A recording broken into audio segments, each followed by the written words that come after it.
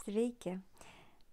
Šis video yra atsakymas į ką veiksime per mano pirmąją, vėlgi premjerą, akrilo pamoką.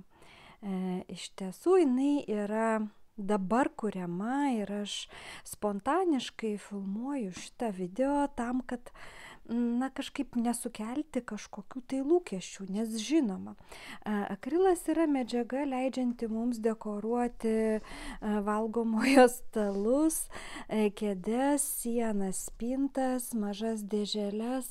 Kaip matote, jo galimybės yra pakankamai plačios. Tai labai įdomus dažas, kuris dažniausiai yra naudojamas kurti paveikslams.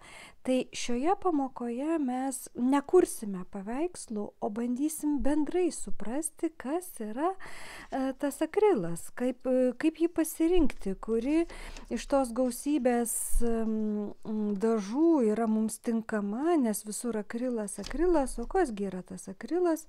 Žinoma, aš nemokinsiu jūsų cheminių formulių, bet kaip jį naudoti, kaip jį drąsiai pasemti teptuku ir pradėti kažką tai tokio makaluoti, atrasti, kaip vis dėlto dėti potėpius, kuo skiriasi dažymas nuo tapimo. Taigi tai, kaip suprantat, pagal mano jau vardintas temeles, tai yra tiems, kas su akrilu dar nieko bendro neturėjo.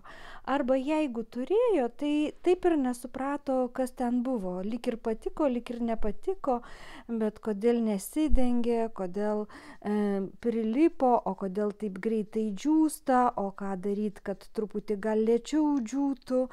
O aš kaip tik sakyčiau, o gal pasinaudojam tuo, kad jisai greitai džiūsta ir ką galima su juo nuveikti. Tai aš manau, kad tai bus daugiau netgi tokia pamoka, konsultacija, iš kurios išeisite drąsiai, žinodamos, ką jums įsigyti, kokius teptukus įsigyti, kokius dažus, kokie paviršiai jums yra tinkami dekoravimui. Ir jeigu manot, kad netinkami, nepakankami, ką reiktų padaryti, kad paviršių būtų galima perkeisti spalvotai ir taip netgi darysime pratimukus, kaip pasiruošti vis dėlto, kaip nuspręsti, kad šita dėželė, tarkim, jinai perlamutrinė, o gal jinai galėjo būti geltona, laisviausiai galėjo būti geltona, kaip pasidaryti tuos eskiziukus, kaip pasimaišyti spalvas. Tai aš manau, kad šitos mano numatytos 3 valandos greit prabėgs bešnekant, betyrinėjant, bedarant mėginukus ir tada beliks jums įsisavinti, išbandyti jau savo kažkokį tai dalyką. Aš galvoju būti paruošus dar ir drobių, kad ant jų kažką pabandytumėt drąsiai patapyti, bet aš tikrai nepažadu, kad jūs išsinešite drobę kaip paveikslą.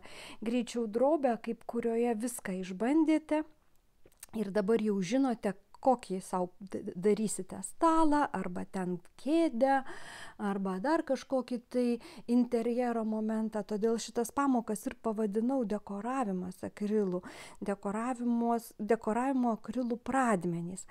Tai labai kviečiu, ypač kviečiu tuos, kuriems žadėjau šitą pamoką padaryti, tai dabar ateikit ir išmokite viską, pasimkite iš manęs, o aš su malonumu viską, ką žinau, jums papasakosiu.